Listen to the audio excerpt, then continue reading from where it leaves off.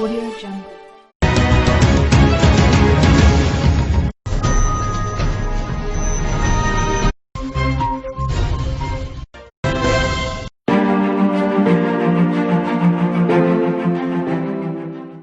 সম্পাদনা উপদেষ্টা ৰাজীৱ পম্পেদে প্ৰস্তুত কৰিছে এই বিশেষ প্ৰতিবেদন। জয়ন্ত শইকীয়াৰ এটি কবিতা কৰুণা জনতাৰ শিল্পী মহেন্দ্ৰ হাজৰিকাৰ কণ্ঠ সংগীত আৰু শব্দ পুনৰ সংযোজনেৰে অসমবাসীৰ ৰাইজৰ লগতে কৰুণা সজাগতাৰ বাবে জনসংযোগ বিভাগৰ বিবেচনাৰ বাবে আগবঢ়াইছে কবি সাংবাদিক জয়ন্ত শইকীয়াই। আশা কৰো জয়ন্ত শইকীয়াৰ এই প্ৰচেষ্টা সফল হওক।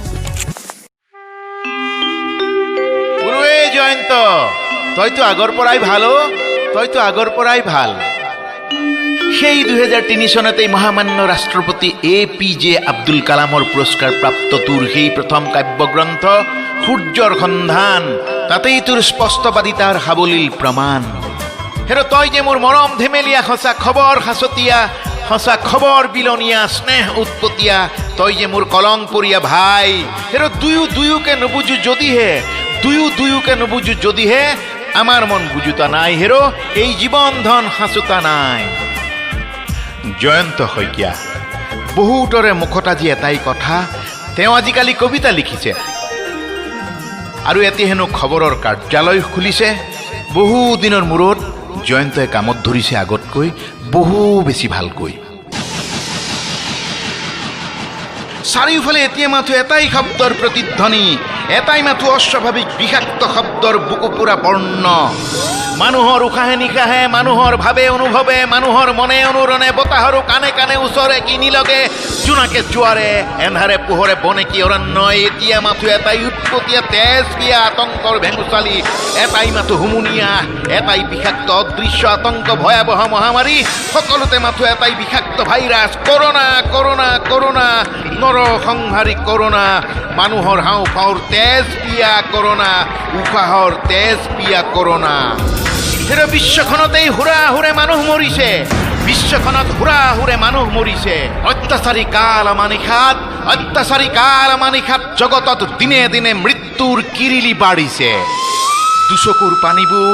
দুচকুৰ পানীবোৰ মমৰ শিখা হৈ জ্বলি জ্বলি দপ দপকৈ আশা ভৰা মানুহৰ সপোন পুৰিছে।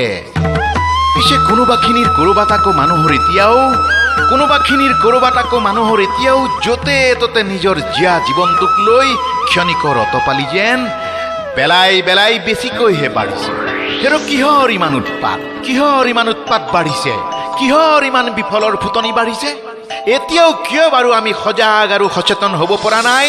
হেৰ কৰোণাৰ বিষাক্ত এই শিকলিডালে, কৰোণাৰ উত্তপ্ত এই জুই লগা চেইনডালে এতিয়াও লৈ লৈ গৈ আছে হেৰ বহু দূৰ দিগন্তলৈ, মেলি দিছে দুবাহু। আৰে হেৰ কিছুমানক দেখিছো নিয়মৰ উলংঘনতেই দুখৰীয়া জীৱনটোক লৈ বিনা দ্বিধাই বোলাইছে বাট। বোলো ঘনাই ঘনাই চাবোন পানীত হাত ধুবলৈ ইমান বেয়া পোৱা নে? মুখ ঢাকনি বা মাস্ক নলগোৱাকৈ জীৱন জুখিবলৈ ইমান ভাল পোৱা নে? হেৰা বন্ধু সামাজিক দূৰত্বও কেতিয়াবা চোন পিছ পৰি ৰয়, ইমান পাহৰি যোৱা নে? জীয়াই থাকিলে পিছতো পাৰিবা জীৱন উপভোগ কৰিবলৈ। হেৰা কিবা সমস্যাত পৰিছা নে কিবা অসুবিধা হৈছে নে ক'ৰবাত জীৱনৰ অইন বেলেগত কিবা সন্দেহ হৈছে? নপলাবা ভয় নাখাবা, গুচি যোৱা চৰকাৰক অৱগত কৰিবলৈ। হৃদয়বান মানুহৰ এতিয়াও অভাৱ ঘটা নাই। মানুহেই মানুহক কৰে যে সহায়, ধন সোণ মাটি বাৰিষা সম্পত্তি মৰিলে জানো এইবোৰ লগত যায়? আৰু আমি এতিয়াও কিয় সজাগ আৰু সচেতন হ'ব পৰা নাই? আৰে ভাই ঘনে ঘনে তুমি চাবোন অথবা তেনে জাতীয়ৰে হাত মুখ ভৰি ধোৱা, চকু আৰু নাকলৈ আঙুলি লগোৱাৰ পৰা বিৰত থাকা। হেৰা সলাই বিলাতী বখন জোৰে পিন্ধি ধুনপেচ মৰাতকৈ সলাই নাক ঢাকনি বা মাস্ক ব্যৱহাৰ কৰা। আৰে ইজনে সিজনৰ সামাজিক দূৰত্বটো বজাই ৰাখা ভাই, সামাজিক দূৰত্ব বজাই ৰাখা না। বিলাসী ভোজনৰ অভ্যাস থাকিলে অন্তত কিছুদিনলৈ মুখৰ জুতি এৰা। বাৰীৰ মূলা মানিমুনি ঢেকীয়া কচু কণবিলাহী কলমৌত ধৰা। প্ৰান্তীয় খাদ্যইহে শৰীৰৰ ৰোগ প্ৰতিৰোধৰ ক্ষমতা বঢ়াব পাৰে। বোলো যেনে তেনে কৰি হ'লেও কৰোণাৰ চেইনডাল চিঙা। হেৰা মোৰ মাটিৰ মানুহ, হেৰা মোৰ মাটিৰ মানুহ, এতিয়া যে সুখৰ প্ৰভাত বহু দূৰ বাকী।